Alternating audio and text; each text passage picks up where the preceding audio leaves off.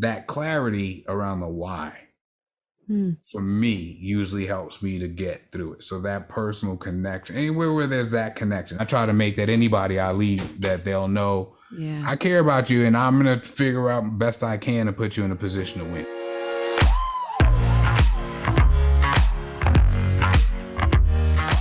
Self-leadership can be lonely.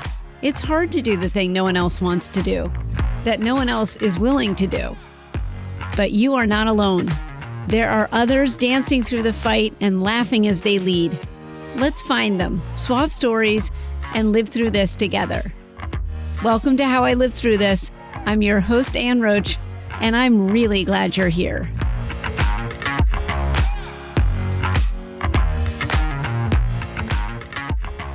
Today, I'm excited to talk to my friend and fellow podcaster, Orlando Bishop. Orlando, Brooklyn-born, has called Los Angeles home since 1997, where he earned his MFA in motion picture producing from USC Film School's Peter Stark producing program. He served as a staff writer on Seventh Heaven and The Secret Life of the American Teenager, and developed projects for companies ranging from Nickelodeon to Fox Searchlight. Throughout his time doing stand-up, performing storytelling, developing movies, and his solo show, Orlando Bishop, Unstuck as Fuck, a good story, well told, has consistently been his aim. Even his aligned performance methodology he highlights in his coaching practice is based on helping people articulate their success story and then coaching them through the process of bringing it to life. Whether through his films, his podcast, or his one-on-one coaching, Orlando's goal is to help you do you better. Welcome, Orlando. I'm really glad you're here. Thanks so much for having me. I'm so excited about this interview. We've been talking about this, and I'm so glad we made it happen. Thank you. I asked you on this season, Leaders for Change, because of all the work you do helping people get unstuck and take leadership of their own success. And I'm curious, have you always been a leader? That is not the question I expected. But the answer is yes. I mean, as you asked it that way, I sort of went back and it was that I've tended to be on some level a leader, like even back in elementary school, like, you'd have your little elections for, class president or whatever. I remember usually pretty early on, by like October, I had my turn and all that kind of stuff. So I guess, I have. And then as I've gotten older, it's remained true. I think part of it is, for better or worse, sometimes for worse, I'm often the person in the group who's willing to say something or step out. And so, that sometimes has its good and people will follow. And sometimes, not so great when you're the one who says everything in the meeting and then people come to you later and go, "Yeah, I'm so glad you said that." I'm like, yeah, well, my review's going to suck and yours isn't. Where did that come from, Orlando? Being able to say the thing. Yeah.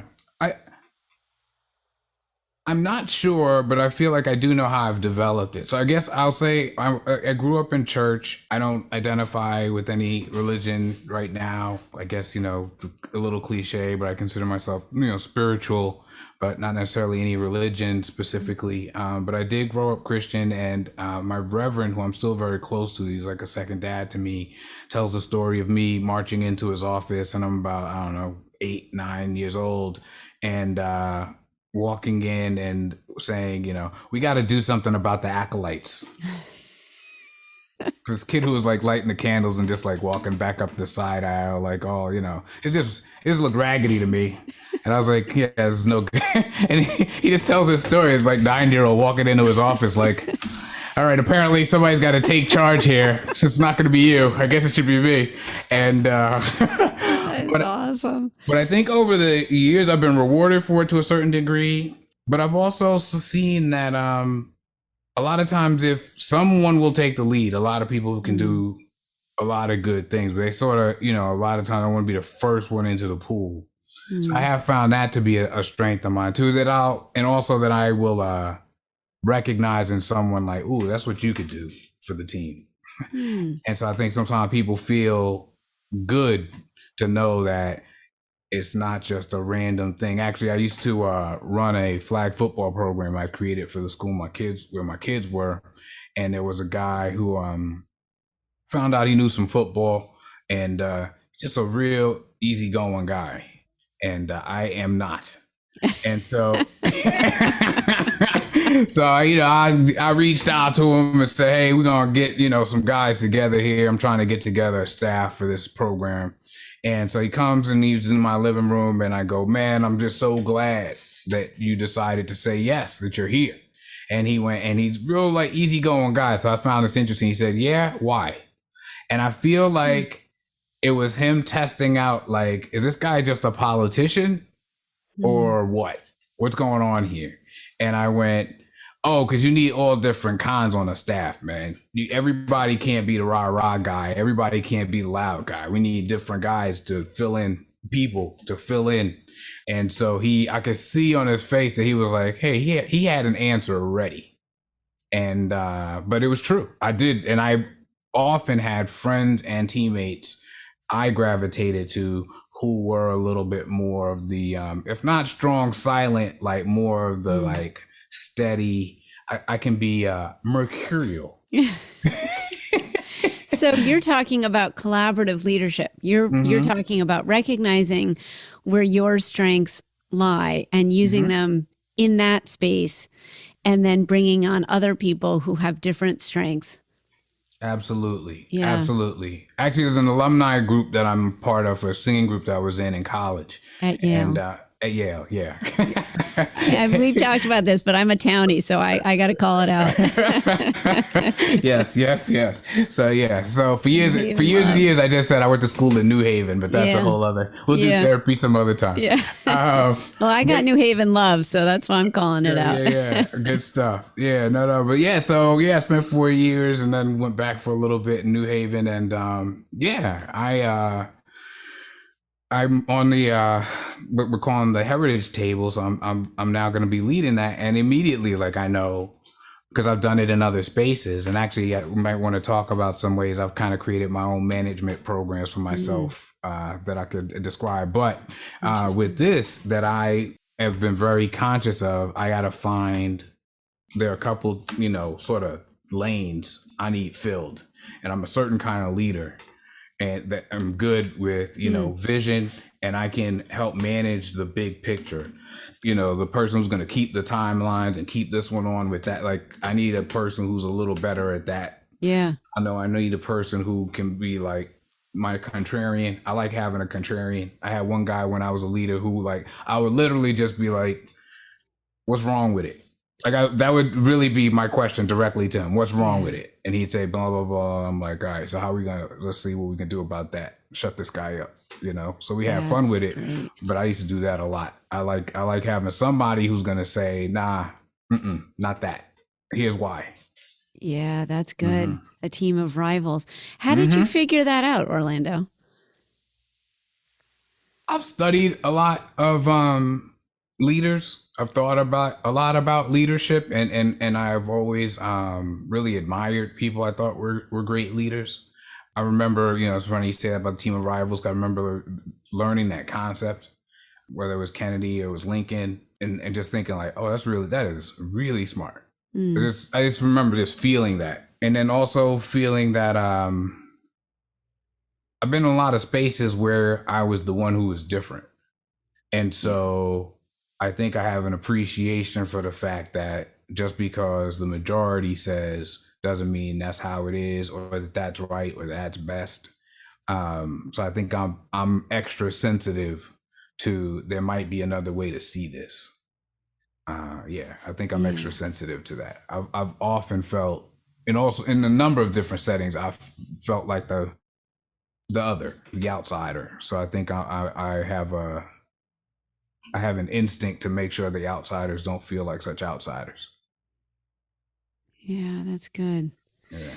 That's good. And it sounds like you understanding that your perspective from that 8-year-old boy in church to say, I see something you're not seeing, and I'm confident enough to tell you that you need to see this. Yeah. Yeah. It's an interesting way to put it. Because a lot of times that's the way I speak when I'm talking through roles I want people to play. I want you to keep an eye on this. I Mm, want you to see that. Even when I've coached, when I'm running the sideline, I'll say to a coach like, just watch the safeties. Make sure, let me know if they've got deep halves on this, right? And I don't want you to watch the whole play. You may not even see the ball immediately because if they run it, you should not be seeing the ball. I asked you to mm, watch the safeties. So yeah, there's a lot around that. Also, and I've learned some things in my life. I was actually this year diagnosed with ADHD. And mm, so I think in some ways, also, I really did see things other people didn't see. Now yeah. looking back, that my attention did go to things. I think it governs my storytelling style and all sorts of things. But I think as a sports coach, even a sports fan, I think I see things sometimes in a different Mm, way. And I notice little things, or I start noticing a pattern, and I'll be able to extrapolate out. I think a lot more quickly sometimes than other people do. I remember once I was in high school, we did we were like in peer leadership kind of group or whatever, and we did this activity where half the group was putting together these oversized like floor puzzles, and there were two of them, and half the group was supposed to observe. So I mm, was part of the group that was supposed to solve the puzzles. So they brought out the bags or whatever, and they start, so people grab the two puzzles and start. And someone reflected this back to me later. I didn't think about it. mm. I stood back when everybody got in immediately and started grabbing it. I stood back, and I was the one who realized, oh wait, y'all got each other's pieces. Huh. I started taking pieces back and forth, like that's not yours. This one's yours. And they pointed out that a lot of people went in. Now they were Yeah. getting work done. I couldn't have done what I did without them working. So I'm not saying better or worse, Right. but it's always valuable. And the value I often bring is I'll be that person who stands back and is like, yeah, Yeah. but that's not what we're doing here. This is Yeah. I can come up with the concepts on things. Yeah. That's just always been my strength, is to be able to see that big picture, to see how things work together. And I've always found it fascinating, even when I watched sports when I was a kid. I found it fascinating, like, how do they draw up these plays? Like people, I was Mm, never the one necessarily who, well, that's not entirely true, but I was much more fascinated by how the Lakers managed to get the ball from one end of the court to the other so fast, so consistently, than I was necessarily in a specific move Magic Johnson did. yeah. Yeah, Yeah. That's interesting. So less the detail and more the vision. absolutely. Yeah. Yeah. So I'm curious, Orlando, was there you say you've always known that, Mm-hmm. and I'm going to take your word on that, but I'm curious about whether there was a time where it didn't work for you or Yeah. yeah. Yeah. Well, I mean, the truth of the matter is there are times and ways in life like you got to get down to the details. You got to Yeah. get down to the yes, concepts, what have you. Yeah. But so as a student, classes where there was a daily quiz or checking Right. up on the reading, like that never went particularly well for me. Now you give me a Right. project to do, you give me a classroom debate, Yeah. everybody's in trouble. But you asked me to come in every day with a paragraph on what we were supposed to do yesterday. Yeah. Oh boy, that's probably not going to go great. This So is shining a light on my own son's progress in high school. Oh, really? I'm hearing Oh, it. yeah. Yeah. and that was always the trick for me. Any Mm. class that had that kind of like steady drip, I was much more projects, big things. Anytime classroom discussion, I can run Yeah. my mouth now, as Yeah. you're finding out. Have you even gotten to your second question? I hope you packed a lunch. Yeah. But so how did you? My brain just doesn't work this way. So I'm just hmm like, was there a moment where like it was not working for you, and then you saw, but if I do it this way, it does work. Yeah. Can you share that? Yeah. Yeah. There. I mean, Yeah. Let me think about. I guess there were a few things. This is not going to sound particularly humble, but school was really easy for me starting, like really easy for me. And so when I went through elementary school, it pretty much was, and I got into a program called Prep for Prep. I've been talking about prep a lot lately. At any rate, I got into a program called Prep for Prep that was started essentially identifying kids who were excelling in public schools and putting them through this program, and then sending us off to like some of the top private schools. At first in New York, and then it expanded and it started doing, Prep 9, which does like top boarding schools and all that stuff. So at any rate, when I got there, one, everybody was on my level or above, it felt like. Right. It was like, whoa, like I had never been in a group of kids where everybody could do what I do. Or at least that was the way it felt. And the other was just the volume of work. Like I couldn't breeze it because it was just so much work. I had to learn how to learn. Yeah. And so they taught us how to highlight, that's a skill. Yeah. Right. And then people don't really think about that. They'll tell kids, hey, read this and take notes. It's like, if you don't know how to do that, then what does that even mean? And I remember at first, Mr. Roth was my history teacher. I remember him the first day I came in with my highlighted pages. He was like, maybe we'll just give you a paintbrush.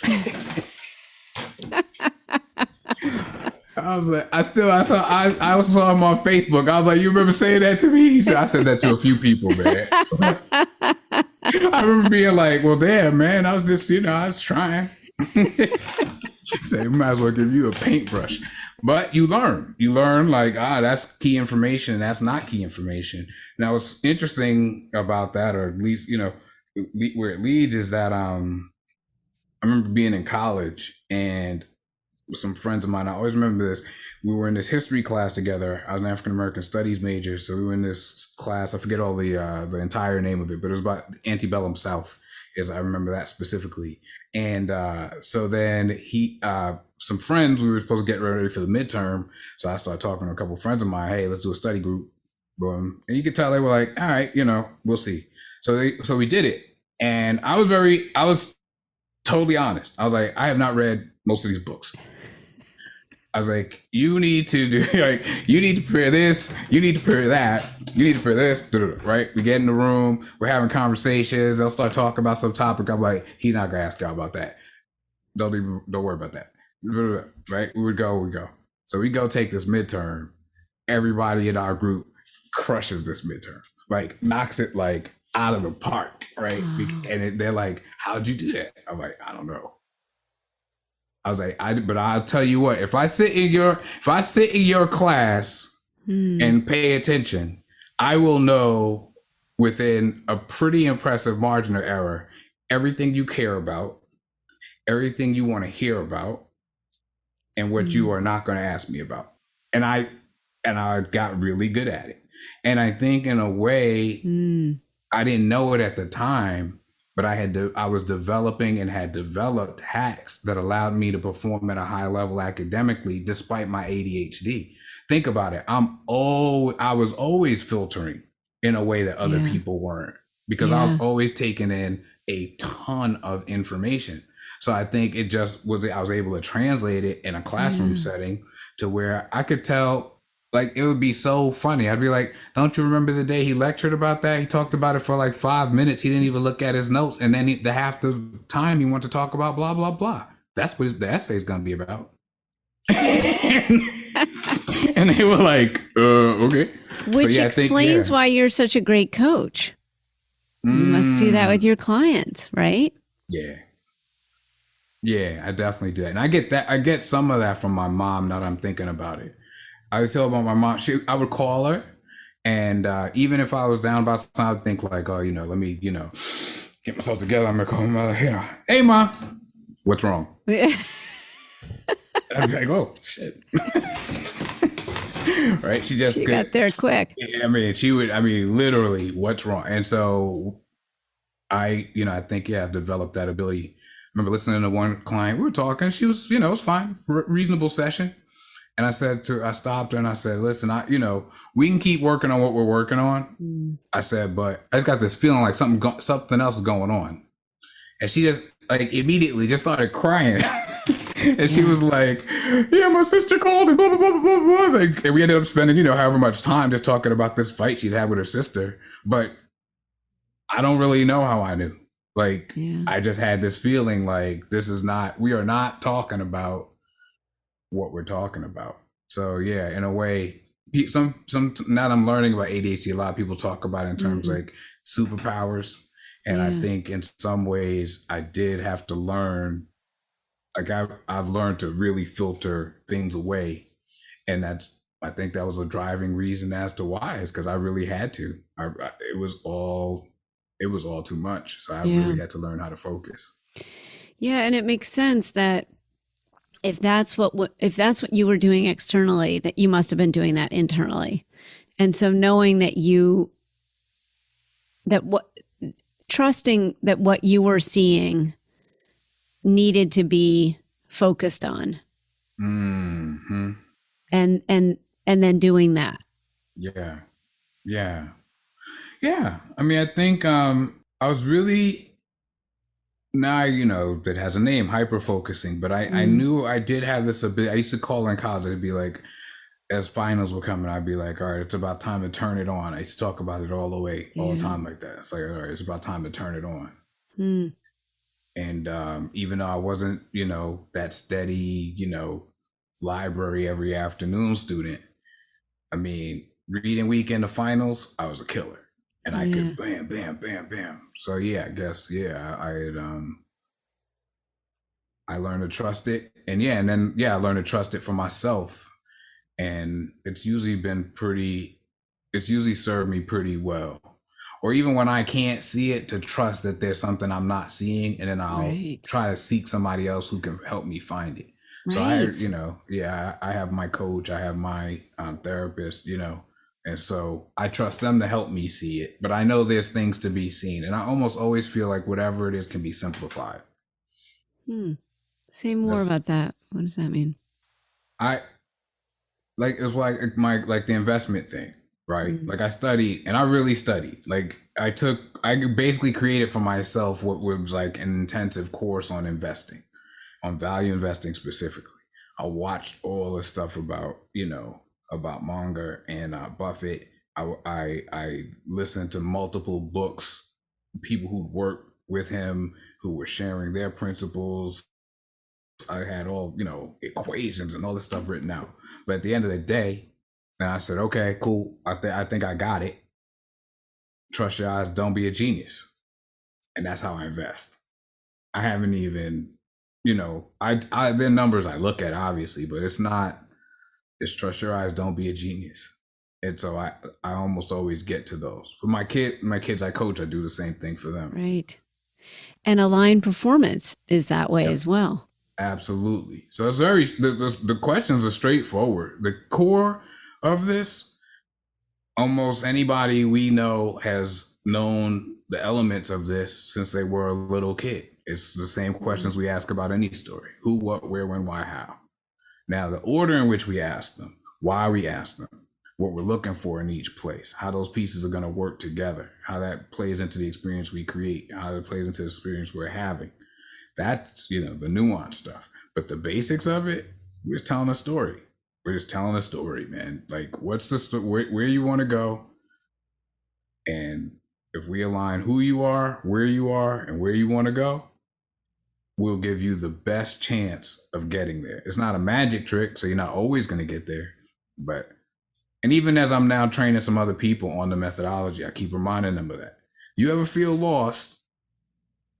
Who you are, where you are, and where you want to go. You will always be discussing one of those three things. You will always be figuring out one of those three things. Figure out what you do know and help them move from that into what you don't know, and you'll be back on track. That's always been when I coach defense, I always used to say, we're going to make this complicated for them and simple for us. I'd have kids running all around the field. We were playing a basic zone. It looks like we are doing the most complicated stuff in the world. This one's running here, this one's running there. Poor quarterback is cross-eyed. We just run a basic cover two. But I'm running kids all over the field to make that kid, just that 1 second where that kid's like, what's happening, is that 1 second where my kid who's blitzing can get there. Yeah. That Yeah. is so brilliant. I love that. No, but what I love about that so much, Orlando, is that you're doing that on purpose. That you you recognize the whole thing. You recognize the whole vision. Mm-hmm. You understand what needs to go into that. You simplify it to keep it not only very clear, but to keep yourself on track. And then you can create whatever story or narrative you want to or need to around that in order to get it where you want it to go. It's deliberate. Tell me how that works in coaching. Yeah. I think one of the things that we do is we work on talking about your who. There are two sides to who. So the one I'll talk about is there's the me side and the we side. So talking about the me side for a moment.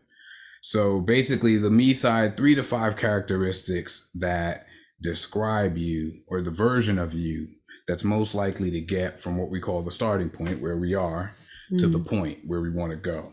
So generally speaking, for me up to this point, I'm doing some work on it right now, but generally speaking, it's been consistent, persistent, focused, courageous, loving, and I added healthy in 2020.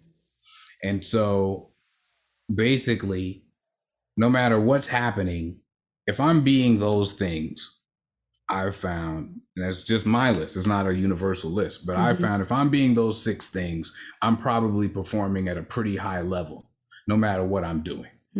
Right. So whether that's me as a father or a husband or a coach or a director on set, if I'm being those things, I am most likely to be doing it at a high level. So what that does is it simplifies life for me. Right. If there's something that, is a backhanded or underhanded way to do it, well, is that courageous? So then I don't have a moral dilemma I have to sleep on and worry about because I'm not doing it because that's not the way I operate. So it just eliminates a whole bunch of possibilities right off the bat. And so if I want to know, should I do A or B, which one is more consistent with consistent, persistent, focused, courageous, loving, healthy? If it's A, then that's your answer. And if it's B, that's your answer. And so I think it helps people to boil things down. Yeah. And get really clear. Our mutual friend, Nadine, she's probably like the best practitioner of that particular piece of anybody, maybe including me. She's just super clear on hers. She calls it CASA. She's talked about it on the podcast. And we just can quickly, like in a flash, I can just go, well, can you do that from CASA? And if she can't, like we've eliminated whole ideas. Can't do it from CASA. Yeah. Get it out of here. It's not you. That's Nadine Kelly on the Yogi MD. Yeah. I love her podcast too. But yeah, the Yogi MD podcast. And yeah, we've worked together. We coach each other. So yeah. That's great. I love that. I am so struck, Orlando, by how you talked about the ADD mind, which is really, I hadn't heard about it that way. I hadn't heard about the ADD mind or ADHD mind creating order out of chaos. And what really strikes me about that is that it sounds like this is something that has been, as you talked about your whole life, showing up, I don't want to say showing up differently, but recognizing that how you're showing up may be different than how other people are showing up. And seeing the strength and power in that. And then also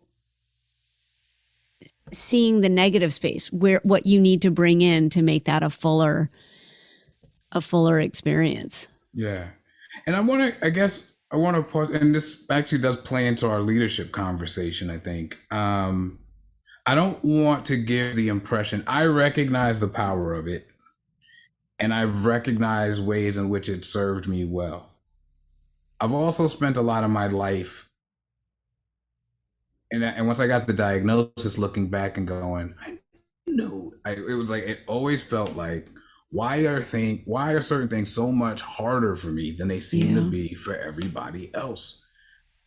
Like I really would ask myself that, and in many ways sometimes feel bad about it. And I share Yeah. that specifically because uh I want to have that honest piece there and not have anybody who maybe is feeling bad about the piece that feels out of place to them or different than the others or that gets in the way. I don't want them to feel like, oh well, I don't have it all figured out, so I can't lead. Mm. And that's part of the whole align piece for me is like you can lead, you just have to figure out what it looks like when you lead. That it's not the right plan, it's the right plan for you. Right. And so yeah, but I've had some, really rough times just feeling like how could I forget that? How could I what I remember just being out of college, first job, I had my money in the bank, come home, my electricity's off. It's like, come on, man, like you could have paid it. Like, you know what I mean? Like, it's one thing if you're broke and you can't pay your light bill. It's another thing to have the money and your lights off. Like, you just sit Yeah. there like, man, what in the world? And now looking back, I'm like, of course, like these details. I used to lose things when I was a little kid. I always felt bad about that. I totally, it was funny when I was being assessed. I said, I got to a point when I was a kid. I remember just stating this. I've been very clear about it as a kid. My mother would be like, take these gloves or whatever. And I was like,